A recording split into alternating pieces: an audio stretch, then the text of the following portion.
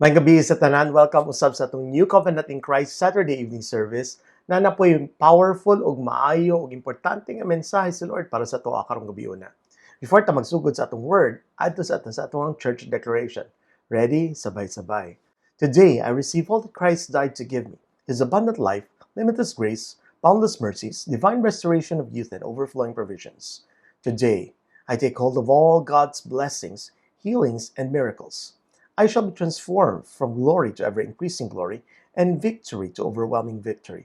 I will enter the promised land of the believer's rest, seeing His mighty restoration in each and every area of my life. I proclaim that I am God's beloved, His highly favored child, His powerful servant, and His overcoming champion. And because I am blessed to overflowing, I will be a blessing to all. In Jesus' name, Amen. Dita magdugay, church, mag-ato na ta diretso sa ato ang word, which is ang ato ang message karon is entitled, The Christian Life is Powered by True Joy. So, tanaw ta sa atong opening reading.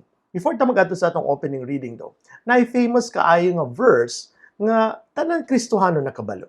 Everybody knows nga na-verse sa Bible nga nakabutang, the joy of the Lord is our strength. As na nakabutang pastor, unsa ang konteksto niya na? We need to study that verse and we need to understand kay naisikreto diha si Lord para sa tuwa para malig-on ta sa ato ang pagkinabuhi sa ato ang pagkakristohanon. So, that verse is taken from Nehemiah chapter 8. Kailangan nato tan-awon ang konteksto diha because kung dili nato masabtan ang konteksto, sometimes that verse can be misunderstood or it can be taught in a wrong way. According pa sa ubang mga great preachers, kung kwaon nimo ang usa ka bersikulo niya, tanggalon nimo sa iyang konteksto, kung tanggalon nimo ang text sa iyang context, ang nabilin sa miskon or atik or paglinlang. So dili kana ang will ni Lord para sa tuwa. We have to understand unsa ang sirkumstansya nganong nasulti na ni Prophet Nehemiah so that we can understand and we can truly incorporate this verse or ma-practice nato ning verse sa ato ang kinabuhi. Unsa di ang sirkumstansya diha? Ang sirkumstansya diha is si Governor Nehemiah. He's not just Prophet Nehemiah. He's actually the governor sa mga Hudyo at that time. And then they were reading from the Bible. Basahon nato from Nehemiah chapter 8, verse 8, 10, and 12. We do not have time to read everything, so we will only get the most relevant verses. Nakabutang read sa verse 8. They read from the book of the law of God and clearly explained the meaning of what was being read, helping the people understand each passage. And Nehemiah continued, Go and celebrate with a feast of rich foods and sweet drinks, and share gifts of food with people who have nothing prepared. This is a sacred day before our Lord. Don't be dejected and sad, for the joy of the Lord is your strength. Ang context niya na is that they were reading the Word of God, and then they clearly explained kung unsa ang buti pasabot sa Word of God. And the people were told not to weep, not to be sad, but to be happy, for it is a sacred day before the Lord. So, when does the joy of the Lord become our strength? The joy of the Lord comes from the fact that you have read and understood and known the Word of God. Nakabutang diri sa verse 12. So the people went away to eat and drink at a festive meal, to share gifts of food, and to celebrate with great joy because they had heard God's Word and understood them. So, ang kalipay di ay, nga gikan diha sa Nehemiah chapter 8 verse 10, that is a very famous verse, napamagani, famous nga kanta nga takabalutanan Kristohano na. Ang context niya na is that people were happy or they were supposed to be happy and they were told to be happy, dili sila dapat daw maghilak, di daw sila dapat masad because they have heard God's words and understood them. Now, kung ang mga Old Testament ng mga people, they have heard and understood the Word of God, samot na kitang mga New Covenant Christians. Kay with the coming of the New Covenant and with the coming of the New Testament, samot na klaro kung unsa gyud ang will ni God para sa tuwa. Mas clear gyud kung unsa ang picture sa Ginoo sa tuwa. Mas clear gyud kung unsa si God sa tuwa. Because it's only in the New Covenant and in the New Testament nga na-reveal si God as a Father. It's only in the New Covenant and the New Testament nga na-reveal na we are saved by grace through faith there, not by our own works, not by our own actions. So, samot na gyud kita nga nakasabot gyud fully sa Word of God. Sila gani nga nakasabot sila partially lang sa Word of God. Lipay na magani kay sila. And their joy became their strength to rebuild the temple of the Lord. But God has always been gracious man. It has been all throughout Scripture. As na istorya pa nako ang usa sa mga youth sa church, ingon siya, dugay na magid gracious ang Ginoo. Pero wala pa lang gyud kaay na reveal. Yes, ingon ko, Brother T, tinuod na siya. Ingon ko diri sa Psalm 145 verse 8 and 10. Basahon nato sa Amplified Classic. Nakabutang diri, the Lord is gracious and full of compassion, slow to anger and abounding in mercy and loving kindness. Unya unsay epekto niya na? Sa verse 10, all your works shall praise you, O Lord, and your loving one shall bless you. Affectionately and gratefully shall your saints confess and praise you. Now, ang Ginoo dugay na siya gracious. Dugay na siya puno og mercy ug kaluoy sa imong katawan. Dugay na siya puno og compassion og loving kindness para sa ato. Pero mas na-reveal pa gyud na diri sa New Covenant kaysa sa tong una. God has always been that way. Nganong inana man, pastor? Ngano mang dugay kay itong unang panahon, si God murag stricto, sige punish siya mga sins sa mga Hudeyo. Unya later on diri sa New Testament, sa New Covenant, kay mura naman siya kanang kind na, unya loving na kaayo, unya gracious na kaayo. Nganong different ang duha? The answer is because of progressive revelation. Mao na siya ang term nga klaro sa mga grace preachers nga gigamit na lang sa mga grace preachers karon para masabtan nato nganong dili kay klaro ang picture ni God tong una o mas klaro na karon. Same ra na sa, for example, sa mga mag-uyab tong unang panahon, katong wala pa sila na minyo, daghan kay mga people even sa church nato nga nagtestify nga tong una wala pa nila nahibal-an gyud ilahang uyab bisan pagdugay na sila kay together until na minyo sila, and daghan kay silang na-discover nga mga bag-o pa ay nga wala nila nakitaan or wala pagipakita during the time sa ilang courtship. So inana pod ang Old Testament o Old Covenant. Si God gipakita usa ang iyang side of justice. Mao pa lang to nailhan sa mga tao. Pero later on gipakita sa Ginoo pod iyang side nga merciful and gracious. Mo na tong time nga murag naminyo na gyud ang Ginoo sa iyang mga katawhan. Tung una murag pagpanguyab pa, first introduction pa lang ni Lord sa mga people. But later on, gi-reveal na gyud ni Lord kung unsa gyud siya pinaagi kay Kristo. Now, according to this, Colossians 1 verse 15, nakabutang sa New Living Translation, Christ is the visible image of the invisible God. He existed before anything was created and is supreme over all creation. So, klaro kay diha nga si Jesus gyud ang pinaka-perfect example or pinaka-klaro nga image kung unsa gyud ato ang Dios Amahan. Now, ang ubang mga Kristohanon nga nakabalo sa murag strange kay nga murag difference sa Old Testament ug sa New Testament, moingon sila nga basig si God the Father ang stricto unya si Jesus ang loving o gracious. Dili. They are exactly alike. Some people would think nga si God is up there in heaven counting all of people's sins, whereas Jesus in the New Testament is the one who is forgiving all sins. That is false and incorrect because Jesus is exactly like God. According to 2 Corinthians chapter 4 verse 4, nakabutang diri, Satan, who is the god of this world, has blinded the minds of those who don't believe. They are unable to see the glorious light of the good news. And pay attention to this next sentence. They don't understand this message about the glory of Christ, who is the exact likeness of God. So, gets niyo to? Jesus is the exact image of God. Dili siya parehas lang, dili siya simbolo lang, dili siya representative lang, dili siya kanang similar somehow, dili eksakto gyud siya kung unsa si God. According pa sa Word of God, Jesus is the visible image of the invisible God. Therefore, kung unsa si Jesus, inana pod ang atong gracious and loving Heavenly Father. Kung si Jesus diri sa kalibutan, wala naghatag og sakit, even sa mga Pariseo nga gikasuk-an niya, dili pod si God the Father naghatag og mga sakit.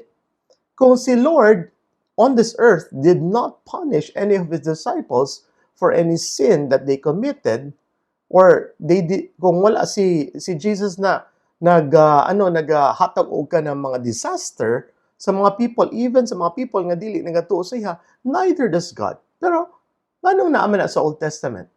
When the Old Testament talks about God giving sickness or giving disasters, it's not actually God giving. It's actually God allowing.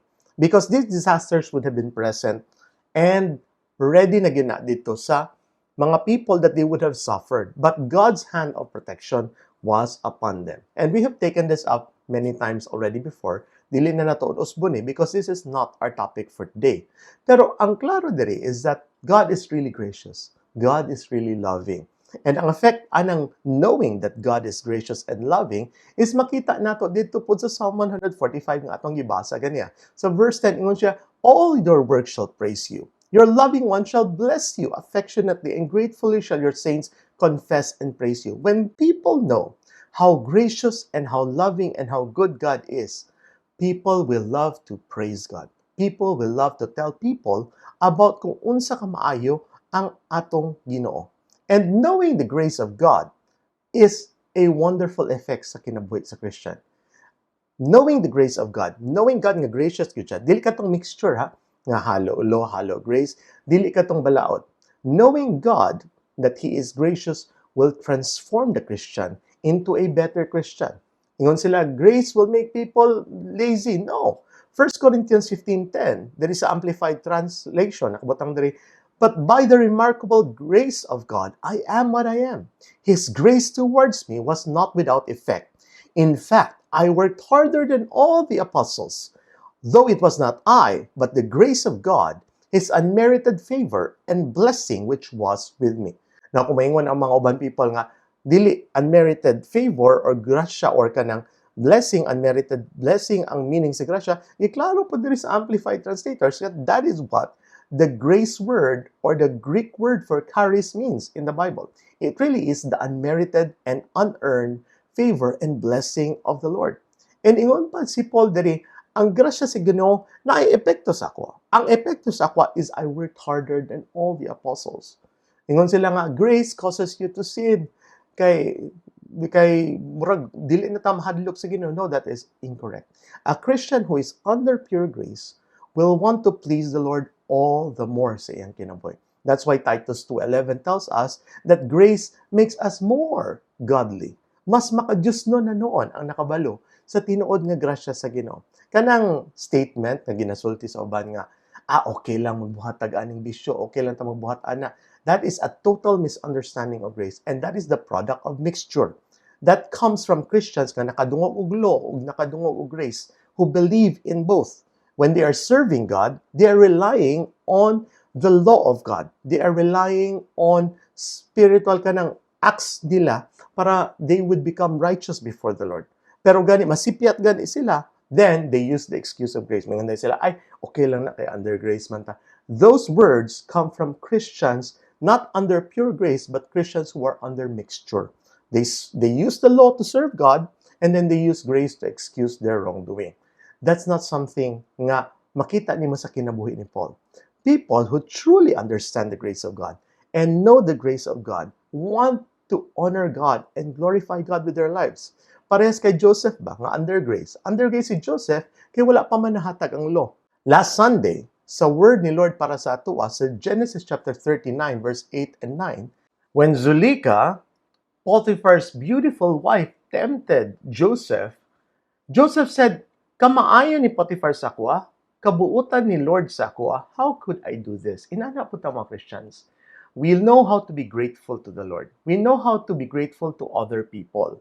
And that is why we do not perform these wicked acts, because it does not glorify God. Not because we are afraid we will lose our salvation, not because we are afraid to lose blessings, but because the Lord wants us to glorify Him with our bodies even.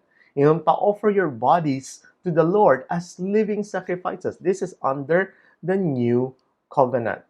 Kaya ang Kristohanon yun, we are created to be happy.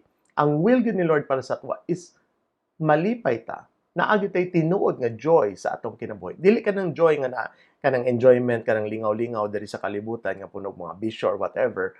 Dili inana nga joy ang gusto ni Lord sa ato. Gusto niya ang tinuod nga kalipay nga gikan lang yun sa iya.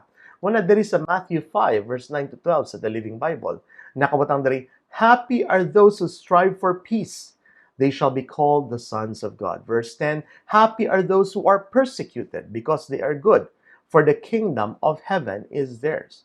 So the Lord is not expecting us to go through life or to go through difficulties or even persecution or even to follow Him nga puno ka ng kapait, unya always sad, unya depressed, unya unhappy sa atong kinabuhi. Ang gusto ni Lord is we do these things we full with joy, puno sa kalipay niya. And I know nga it really means happy. Sa ubang mga translation it says blessed. But kung sa Greek word man gud nato tan-aw, nakabutang dito makarioy, which comes from the Greek word makarios, which means be happy. Mo gina ang meaning sa makarioy or makarios. And there is a verse 11, nakabutang diri, when you are reviled and persecuted and lied about because you are my followers, wonderful. Be happy about it. Be very glad, for a tremendous reward awaits you up in heaven. And remember, the ancient prophets were persecuted too. So the Lord does not expect us to follow Him filled with sense of duty. Ang gusto ni Lord sa ato is when we are following the Lord, when we are glorifying God with our lives, whenever we are doing ministry, dili niya gusto nang buhaton nato out of duty because obligado ta, because hadlok ta sa balaod, because maulaw ta, gusto natong pakita sa uban. Dili. Gusto ni Lord, we do it out of joy. And that is why kining Beatitudes, Matthew chapter 5, verse 3 to 12 are puno encouragement. You should be happy when doing these things. In fact, the word is you should be happy because the joy of the Lord is our strength. We would not be able to do these things. We would not be able to serve the Lord properly. I would not even be able to preach to you tonight, pleasing the Lord with my preaching, unless I did it full of joy and full of love for the Lord. Unsay gisulti ni Paul sa 1 Corinthians chapter 13, verse 3. Ingon siya, he can do all kinds of great sacrifices for the Lord. Pero if he does not do it out of love, he gains nothing. So, both the Christian under grace and the Christian under law, we both fulfill the law. Unsay kalahian? Those who are under grace fulfill the law better. Why? Because we are powered by grace. And we are powered, and our motivation is love. We are also powered by love for the Lord. And when you are powered by love, ingon pa si Jesus, because love is the fulfillment of all the law. Ang focus lang, dili ang law. Ang atong focus is si Jesus. Ang atong focus ay ang grasya. Ang atong focus nato is glorifying the Lord. And somehow, ma-fulfill po nato ang law. Unsa pay lahi difference between the Christian under grace and the Christian under law? We both are able to fulfill the law man. But the Christian under grace receives a reward. Why? Because the way of grace is the way of love. When you are under grace, you are so full of love and gratitude and joy that you do it out of sheer joy. You serve the Lord out of joy. You serve the Lord out of gladness and gratitude. Just like Joseph, you serve the Lord, you do the things that you do for the Lord, and you glorify the Lord with your life because you love the Lord. Mo na we fulfill the law with love only. Mo na ingon si Jesus, all the law is fulfilled through love. So, dili na kailangan ta mag-focus pa din sa balaod, and therefore we are able to perform better than Christians under law. And at the same time, kita lang po na makadawat of reward because we're doing it out of love. Whereas the Christian under law is doing it for money, for blessing. They are doing things out of the wrong motivation. And according pa kay Paul, so 1 Corinthians 13 verse 3, if you do all these things without love, then you gain nothing. That means you're not rewarded by the Lord for it. Pero ingon ni Lord there is nga, we should do things out of love for Him. And we do that only because we are full of joy. Why are we full of joy? Because Christians under grace fully understand the Word of God. Para sa mga Christians under law, the Bible is full of conflict. Di sila kasabot nga nung lahi kaya ang Old Testament o New Testament. Sometimes, ingon sila, when they're serving the Lord, they are using verses under law. And when they are failing, they are using verses under grace. Dili na ang Christian under grace. A Christian under grace is fully dedicated to the Lord. Why? Because we understand what the Lord has done for us and we are so happy about it. We are so glad because of it. And we love to praise the Lord. According pa kay Paul sa 2 Corinthians chapter 4 verse 4, ang good news or ang gospel of grace is sama sa usa ka suga. Now, we are meant to live in the light. We are called children of the light in the Bible. We are called to walk in the light. Therefore, ang atong natural environment, kita mga New Covenant Christians, kita mga Kristohanon karon, it should be the grace of God. And then, importante gyud kaayo ang suga or ang sunlight sa usa ka plant, because in the Bible we are often referred to as trees, we are often referred to as plants, we are referred to as branches, as part of the vine. Naay usa ka example nga makita nako diri sa among balay niani. Diri sa gawas sa among bintana naay duha ka punuan. Unya ang mga punuan nga kini ginatrim na mo ni or ginaputol na mo ni para dili pod sobra ka taas ang iyang branches or daghan kay iyang dahon. So ginaputol na mo from time to time pero mutubo gyud na after a while. Pero pag trim na mo sa duha ka punuan diri sa gawas sa among bintana, ang usa ka punuan naa mo isa ka trabahante nga nag-work diri sa balay, wala niya namalayan nga nabutangan or natabunan din niya ang usa ka punuan o kanang trash bag. So, ang punuan wala nasigaan or wala nakadawat og sunlight for 2 days lang. Duha lang ka adlaw. Pagkita na ako sa trash bag, gitangtang na ako ang trash bag. However, too late na. Na ang usa ka punuan nga wala natabunan og trash bag, nitubo, nilambo gihapon. And then ang katong wala nakadawat og sunlight for 2 days lang. 2 days lang yun. Wala na, naglaya na siya, wala na siya nagtubo usab. Unya na putol lang pud siya iyaha. Grabe kaayo ka importante di ay ang suga nga gikan sa grasya sa Ginoo nga nakasulti dito sa 2 Corinthians 4 verse 4. Kung wala ta kabalo sa grasya sa Ginoo, mulaya ta. Kung wala ta kabalo sa grasya sa Ginoo, muhinay ta. Kung wala ta kabalo sa grasya sa Ginoo, mo kapalong ang ato ang suga or ang ato ang kakusog or pagkalig-on sa pagkakristohanon nato. So importante kaayo gyud ang grasya sa Ginoo nga masabtan nato. Kung sila ganit ni Himaya tung unang panahon na nakasabot man sila partially sa Word of God, lipay naman gani kayo sila. Samot na gyud kita karon mga New Covenant Christians nga nakasabot na gyud sa kabuuan sa Word of God. Nga kabalo gyud ta kung unsa ang good news. Kabalo gyud ta that we are saved by grace of faith, not by works alone. And once you are walking in that light, you will be really happy. A fish is happiest when it is swimming. Nga naa siya sa tubig, dili kay kung gikuha siya or gipamingwit siya or get siya sa usa out of the water. Christians are also happiest when they are under grace. And when we are happy, we are always praising the Lord. And praising the Lord is very, very powerful. Kaya nga no, remember si Paul and si Silas, they were praising God in prison. And then they were supernaturally freed from that prison. Si King Jehoshaphat o ang mga people of Judah were praising the Lord sa 2 Chronicles chapter 20, and God defeated all of their enemies. The praise of God is very powerful, and the devil is afraid of your praise. Therefore, the enemy will try to discourage you. He will try to make you unhappy. He will try to make you less joyful by making you think that God is only conditionally loving you, that He approves of you only when you are able to do right. He will make you depressed, He will make you sad, He will make you dejected. He will throw problems and challenges in your life para lang mawala ang inyong kalipay. Kaya ang kalipay nato, mo'y ato ang kusog, ang kalipay nga gikan sa Ginoo. Tinuod nga kalipay ha, dili ka ng mga lingaw-lingaw nga naa diri sa kalibutan. And then, that's very powerful. Muna diri sa ang kalibutan magud dili makahatag og tinuod nga kalipay. Dinhi sa Ecclesiastes chapter 5 verse 10, ambot nga no, ginabalik-balik yun ni Lord sako sa lain-laing resources karon. Ingon diri, those who love money will never have enough. How meaningless to think that wealth brings true happiness.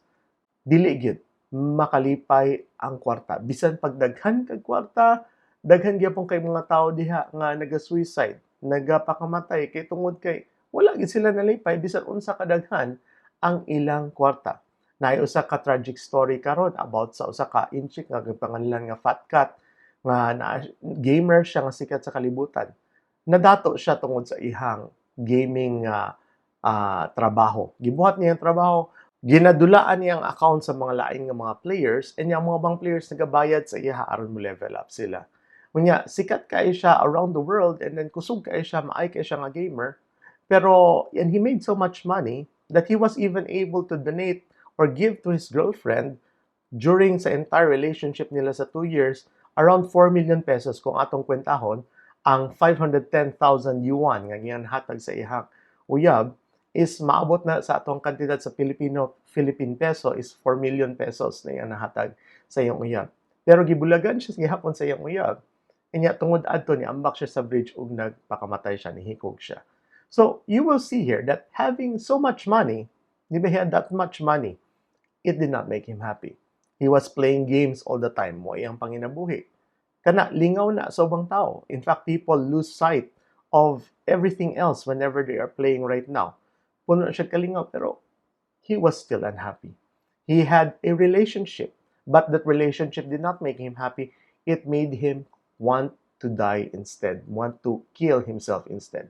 So this will show you that money will not make you happy. Ang kalingawan diri sa kalibutan, not even computer games nga lingaw na kayo kaayo, can make you happy. And human relationships will never make you happy. What can make you happy? It's only God. It's only His love for you. It's only His grace.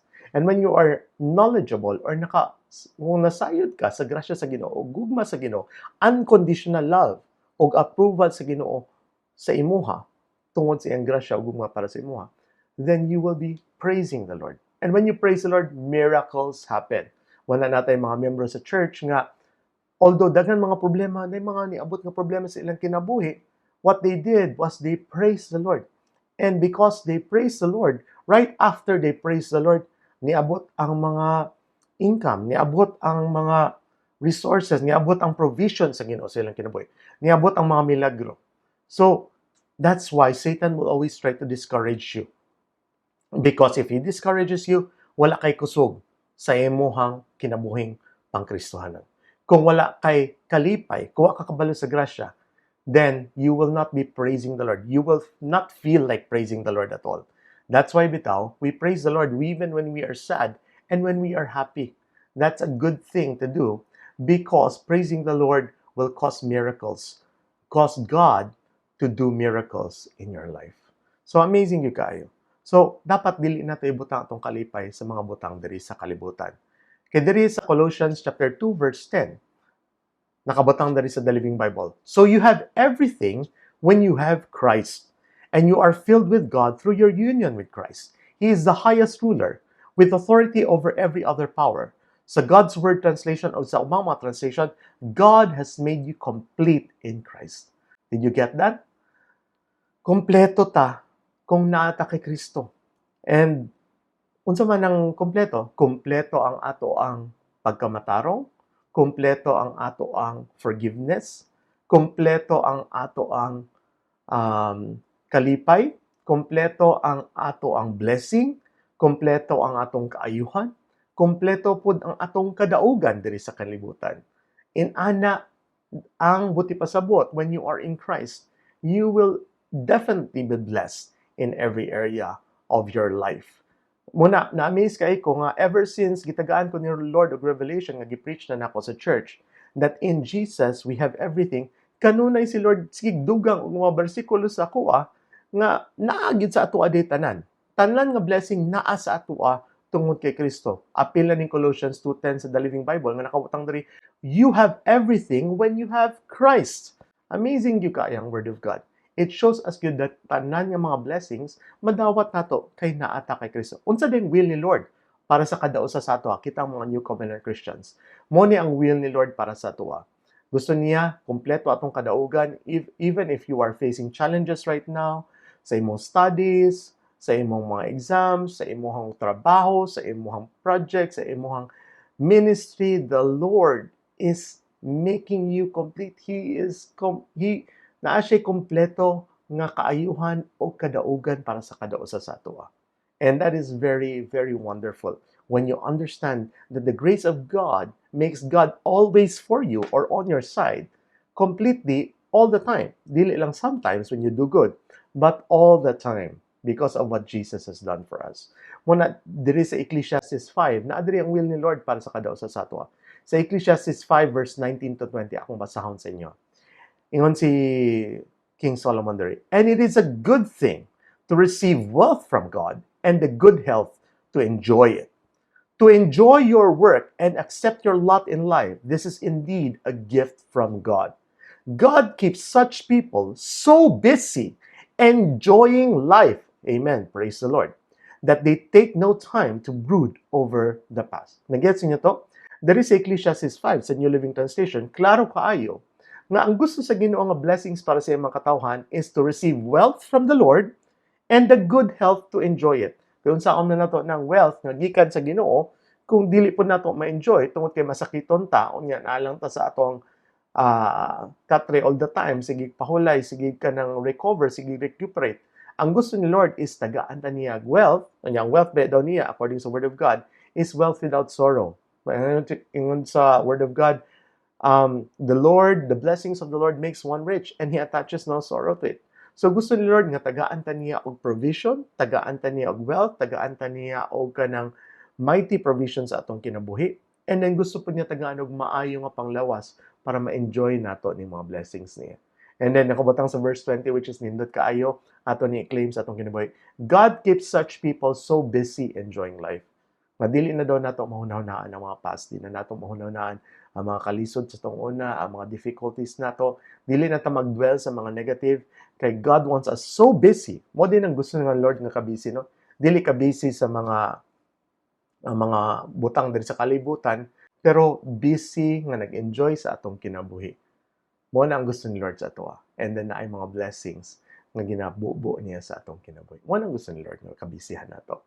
So, mo nang word ni Lord para sa tao karong gabi na. I hope you have learned something. I hope that the Lord has spoken to you and He is assuring you right now nga naa kay kompletong kadaugan sa tanan sirkumstansya sa imong kinabuhi tungod kay anaa ka kay Kristo o anaa ka sa iyang grasya. With that, let's continue. Kung ready na mo sa inyong communion, let us partake of the communion. Let's lift up the bread kung kinsa na ready na. Lord Jesus, on the night you were betrayed, you lifted the bread, you gave thanks and said, "This is my body, which is broken for you. Do this in remembrance of me."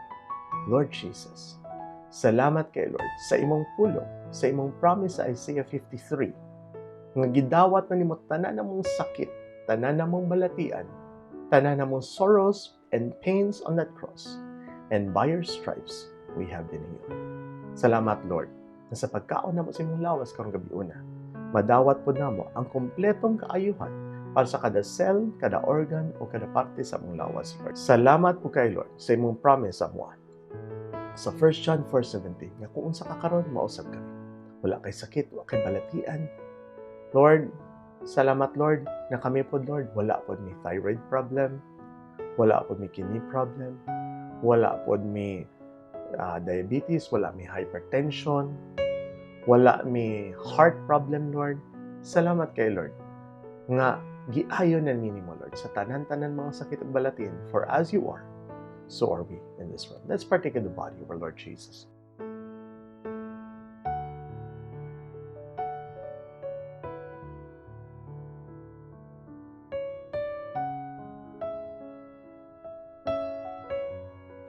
Let us lift up the cup.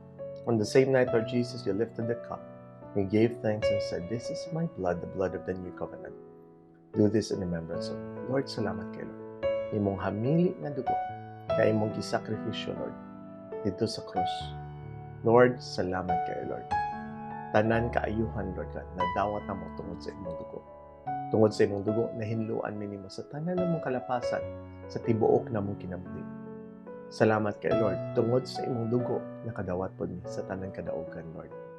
Salamat, Lord, tonight, Lord, as we partake of your blood, ginadawat po namo tanan kadaugan, tanan blessing, tanan promise sa imong pulong, because ingon ka, Lord, sa imong word, that no matter how many thousands of promises there may be in your word, they are all yes and amen in you, Lord Jesus. Salamat sa imong promise sa mo, even sa Colossians 3:10 sa the Living Bible, Lord, that when we have you, Lord, we also have everything. We receive it along with your blood tonight. In Jesus' name, let's drink the blood of the Lord Jesus. Lord, salamat kay Lord. Karong gabi na, salamat sa inyong katawhan, Lord, na nagatanaw karong gabi na. And even ang mga magtanaw niya, Lord, Salamat, Lord, na kay kumpletong kadaugan para sa kadausa sa ilaha, Lord. Na kay kumpletong kaayuhan para sa kadausa sa ilaha. Na kay kumpletong restoration para sa kadausa sa ilaha, Lord. And na po kay kumpleto, Lord, ng breakthrough for each and every one of us who are watching, Lord. Thank you, Lord, that Ikaw, Lord God, ang mag-bless sa mga katawhan na nagatanaw karon, sa mga tanan miyembro sa New Covenant in Christ, dinhi o sa Batinaw. Salamat kay Lord, nga Ikaw, Lord, mag-bless sa tanan sources of income. Ikaw, Lord, ang mag-bless sa tanan trabaho, tanan mga studies, tanan mga exams na ginatake sa imong mga anak, Lord. Salamat, Lord, na agin ni great and unmerited favor sa imong, Lord. Not because maayo mi, Lord, but because maayo ka sa akong kinabuhi. And salamat mo kay Lord sa breakthrough, salamat sa strength, salamat sa favor, Lord, na ginabubo nimo sa kadausa sa mga pati sa tanan mo mga viewers and guests po, Lord. Salamat, Lord, sa pag-bless kay Pastor Armando o kay Sister Gina, silang family o sa Batinaw Church. Salamat po, Lord, sa pag-bless kay Pastor Dexter o kay Sister Mimay, lalo na silang coming baby, Lord, sa pagpanganak. Everything will flow smoothly and everything will go perfectly well in Jesus' name. And salamat po kay Lord sa pag-bless sa among syudad dito sa Davao City, Lord. Salamat, Lord, nga ikaw nag-hatag pabor sa mga. Salamat even, Lord, sa pagprotekta sa mga. Even, Lord, sa pagprotekta, Lord, sa kay Tatay Digong, Lord. Kung sa man, Lord, salamat sa protection sa iya. Salamat sa imong protection po diri sa Davao City, Lord. No matter, Lord, what kung sa mga changes, Lord, dili sa mula enforcement of God, everything will still go well.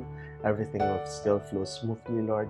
And salamat po, Lord, sa pagprotekta sa Pilipinas, Lord, even sa mga attack sa China dito sa amuang teritoryo, Lord God, sa dagat, Lord. And even, Lord, salamat po sa pag-bless ng mga katawhan sa Israel, sa paghatag sa ila sa protection o salvation, Lord.